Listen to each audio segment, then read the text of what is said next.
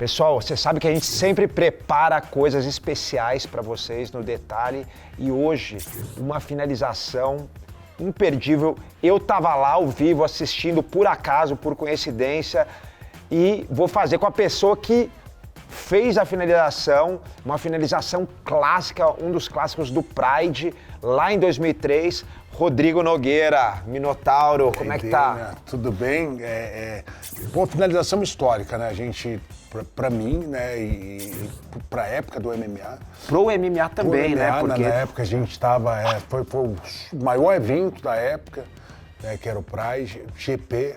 E foi uma noite, assim, especial, porque eu tava lutando pelo cinturão do Pride e o Vanderlei Silva na mesma noite. você lutava no pesado e ele no médio, né? No médio. A Glória Maria estava também. O Fantástico fez uma transmissão, né, uma grande reportagem daquela luta. Eu acho que foi a primeira vez que uma grande TV aberta transmitiu o MMA no Brasil, né, Rodrigo?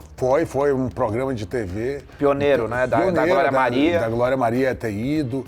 Então, assim, foi uma vibe muito especial, porque você estava presente, Jacaré estava presente. Bibiano, Mário Reis, toda assim, a grande geração do jiu-jitsu. Coincidentemente, teve um evento de jiu-jitsu. Então você falou, por acaso não, nada é por acaso. Na verdade, cara, foi a maior coincidência do mundo, porque a gente tinha um patrocinador, nós todos, esses campeões mundiais que eu falei, eu, Mário Reis, Jacaré, Bibiano Fernandes, Fábio Leopoldo, e a gente foi lutar esse evento que era numa quinta. E aí no sábado falaram, cara, vai ter o Pride, que vai lutar o Rodrigo Minotauro, vai lutar o Vanderlei Silva. Vocês querem ir? Claro que a gente quer. E eu me lembro, Rodrigo, que nessa luta, o Pride, eu nunca tinha visto aquilo, né? 67 mil pessoas nesse evento. Eu achei que eu tava indo pra um estádio de futebol. 87 mil? 87 eu lembro que era um absurdo. Tokyo Dome. O Tokyo Dome gigante, parecia que eu tava chegando num estádio de futebol. E eu me lembro que o nosso ingresso era meio longe do ringue. E aí, eu e o Jacaré começamos a descer, andar lá, e a japonesada não falava nada, né? Não é que nem no Brasil, que o cara já, tipo, não pode passar aqui, eles foram deixando. A gente chegou do lado do ringue pra assistir você, e aí começa essa luta que ali, né, Rodrigo, eu lembro que no começo foi bem difícil, né? Porque você tentou botar o Mirko pra baixo, não conseguia. E pra quem não sabe, o Mirko era campeão do K1, dos maiores eventos de todos os tempos de luta de kickbox. É isso, e ele já era uma atleta já conhecidaço no Japão. E quando eu lembro, quando eu cheguei no Japão, assim, ele já uns 4 anos antes, eles bem conhecido, e ele migrou pro Pride, que inclusive a gente mostra, né, as lutas do Pride, né, todo esse acervo aí no UFC Fight Pass, né, então era um super evento da época, e o Mirko migrou pro Pride e vinha aí com vários nocautes consecutivos. É verdade. Né, e ele era um cara canhoto, então, né, você sabe, é mais difícil colocar o cara canhoto para baixo, quando tem essa base trocada, né? Ficar mais distante. Fica né? mais distante. E você lembra o chute dele, que era um chute... Meu Deus. Ele subia reto. Eu lembro que você falou pra mim depois da luta, a gente saiu lá, se encontrou, e você falou, eu não sabia se vinha na costela ou na cabeça. Na dúvida, eu fechava a cabeça e parecia... Eu lembro exatamente o que você me falou. Você falou, parecia que ele tava pegando com um taco de beisebol e me batendo. A velocidade, né? A velocidade do chute. E eu fraturei os 2 cotovelos. Né? O nariz também, né? Você tava com o nariz inchado. Eu saí de lá, vim pro Brasil e fiz uma cirurgia com o Dr. Fragonese. Então a gente vai explicar isso pra vocês. Tem muita história, né, Dé? Tem muitas. Depois a gente conta, no final a gente conta mais. Vamos fazer essa finalização, né? Preserva meu braço. E aí a gente, Demian, foi uma posição prevista, a gente assistia muito, né? E você, eu, todos os atletas profissionais, a gente assiste muito a luta do oponente. E ele fazia, e aí ganhamos aqui até assistindo, né? E você ganhou logo, uma saída de por baixo. De montada, De né? montada, que ele coloca a mão embaixo do cotovelo. Como ele era muito forte, ele praticamente tirava no abdômen, né? Fazendo a ponte ali, tirando embaixo do cotovelo. Ele preservava o braço. Só que eu vendo aquilo... Treinou para aquilo. Com a Mauri Bittetti, né? Um mestre. E a luva do Pride, ela era um pouco maior. Então, se eu fizesse essa pegada, ela era difícil de puxar, de né? puxar, né? Então, eu previ essa pegada dele, joguei meu ombro pra dentro, né? A mão dele passou embaixo da maxila, passou, peguei, coloquei o rosto no chão, né? E deixei ele fazer o giro, abri a perna, deixei que ele fizesse o giro. Se eu ficasse travado na montada, ele ia me dar upa. Não, foi muito bonito. Eu deixei e peguei a chave de braço, né, invertida, posição sensacional. Não, foi muito bonita, foi muito legal essa posição e ali na beira do tatame, vendo ali milhares de pessoas, né, te ovacionando, foi muito legal. Sensação E que você pensou, né, Davis, falou, eu vou ter que lutar e ganhar, né? Cara, nesse dia, exatamente, você ganhou, o Vanderlei ganhou 2 lutas, né, do Yoshida e do Quinton Jackson. E eu falei pro Jacaré, do meu lado, ele tava do meu lado, falei, Jacaré, um dia a gente vai estar lá, cara, eu vou fazer isso de qualquer jeito, porque eu já queria fazer. E aí... Você já tinha lutado no MMA, né? Tinha lutado, mas eu falei, eu quero lutar no Pride, quero lutar nesse evento. E aí a gente, muitos anos depois, eu lembro da gente lutando aqui em Curitiba, né? Ele lutou com o Vitor Belfort e eu lutei com o Matt Brown e a gente venceu. E na coletiva de imprensa, a gente conversando disso. Você lembra daqui? Eu lembro que a gente falou, a gente vai chegar lá, a gente vai lutar, foi muito legal. Interessantíssimo. E você faz parte dessa história. Meu irmão, e detalhe, né? A gente saiu à noite, pós a luta. Essa eu vou contar depois, essa eu vou contar depois. Vamos fazer a posição, depois eu conto.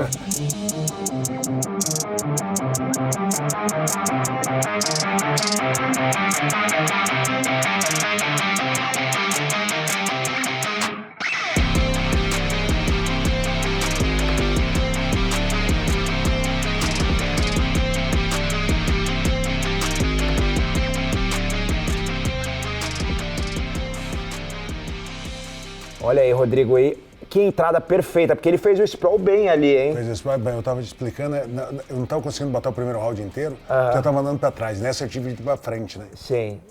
E aí você já cai e começa a martelar, olha aí, ó. E você deu esse detalhe, né, Demer? Ele fez a saída perfeita. Ele colocou embaixo, a mão embaixo do braço. Que é mais difícil de chave de braço. Né? Ele ganhou a cabeça, ganhou a mão embaixo do braço, fez a ponte. Aí você deixa escapar, né? E se eu acompanho ele, eu ia cair por baixo. Eu abri a perna e deixei ele girar sozinho, né? Eu vi o Libório ali gritando. Olha lá. Fechei a perna bem do pescoço ali também pra ele não dar o giro. Foi perfeito. Dobrou bem a perna, não se esticou, né? Você fazia muito bem essa posição, né, Rodrigo? Não foi, essa chave de braço não foi só nessa luta com o Bob Sapp também, né? Lógico que não foi dessa de barriga pra baixo, mas também você gostava de ir na chave de braço ali bastante. Na chave de braço a gente acompanhou. É uma posição, Daniel, que eu, a Mauri Biteste, na época, que era meu treinador, só específico para algumas posições de montada, a gente viu que ele fazia isso. Ele saía na ponte com a mão embaixo do braço, treinamos muito tempo, fixar a montada, para estabilizar a posição, para não perder a posição. E eu vou dar alguns detalhes, vamos fazer. Bora? Bora. Vamos fazer lá então, bora.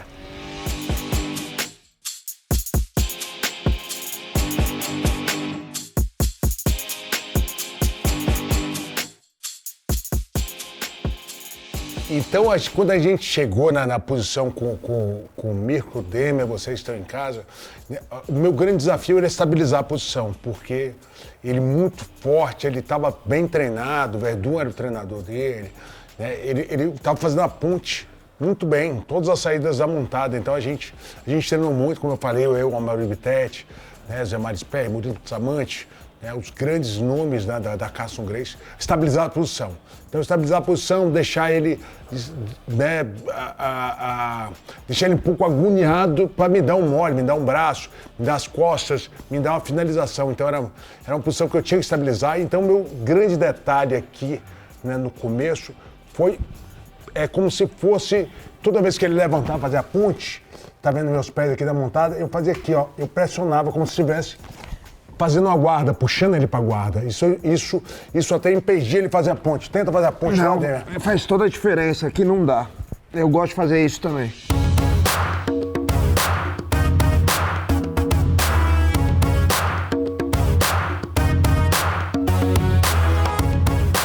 Você prende o cara aqui, né? Então dificulta. Porque se eu tô aqui, ele faz a ponte, né, Demian? Ele tem esse quadril Liberdade. aqui, né? Liberdade para poder mexer o quadril. Toda vez que ele dava uma levantadinha, eu já chegava aqui. É uma posição que realmente fez a diferença, né? Então, minha montada foi segurando, né? E você que quer fazer em casa, treina jiu-jitsu, né? Você colocar essa montada com a perna aqui dentro. E estava ali fazendo, né? Estabilizando o ground and pound. E a gente viu, né? ele puxava a minha nuca, a posição de saída dele, puxava a minha nuca e a outra mão ele colocava embaixo da axila para fazer a ponte pro lado de lá, né? Então, ó, fazer a ponte. Se eu continuo, né, grudado a ele, ó, eu caía por baixo. Tem o timing de soltar ali, né? Então você vê, né, é o detalhe, você vê que você vai perder a posição. Eu abri a perna e deixei ele rodar sozinho, já colocando meu quadril em cima do braço dele, né, e passando a perna sobre o braço. Então, o detalhe, né, para mim fazer isso, né, eu tive que desvencilhar as pernas, que eu estava fazendo isso o tempo inteiro. Então ele pensou, esse cara vai comigo. Eu abri a perna e coloquei o rosto no chão, né, Demian, para ter um ponto de apoio, abri a perna e deixei ele rodar sozinho. Então,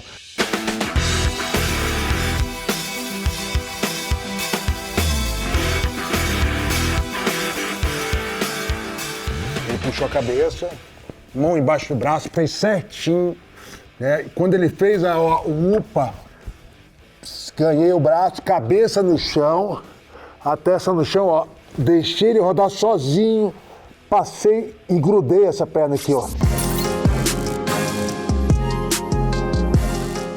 Isso aqui é horrível, essa perna aqui é horrível, porque você não dá liberdade para mim mexer, você controla a minha cabeça. Eu poderia também ter feito aqui, feito o giro, né? Muita gente faz isso, né? Feito o giro para passar a perna, aquela perna de embaixo, volta lá, mestre.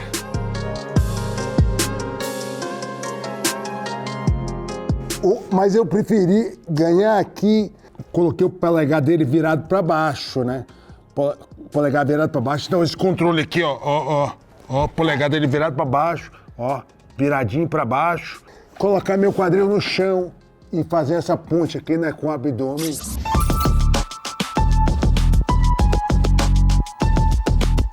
E fazendo a chave de braço. Mas ficou horrível porque fica todo o peso no cotovelo, né? Todo o peso no cotovelo. E o grande lance, né, acho que foi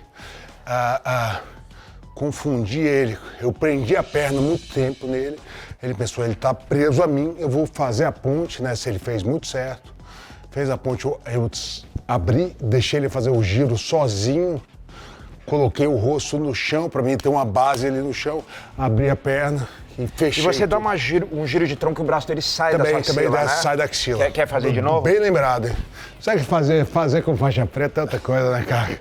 O cara lembra nos detalhes. Então, aqui, né? Tô na montada, o Demian puxou aqui, ó, ele vai empurrar. Quando ele foi passar aqui, ó, eu fiz aqui, ó. Eu dei a sombrada e segurei a luva. Passei a perna na sua cabeça, passei aqui. Ó, e essa perna é muito importante, eu travei ela aqui.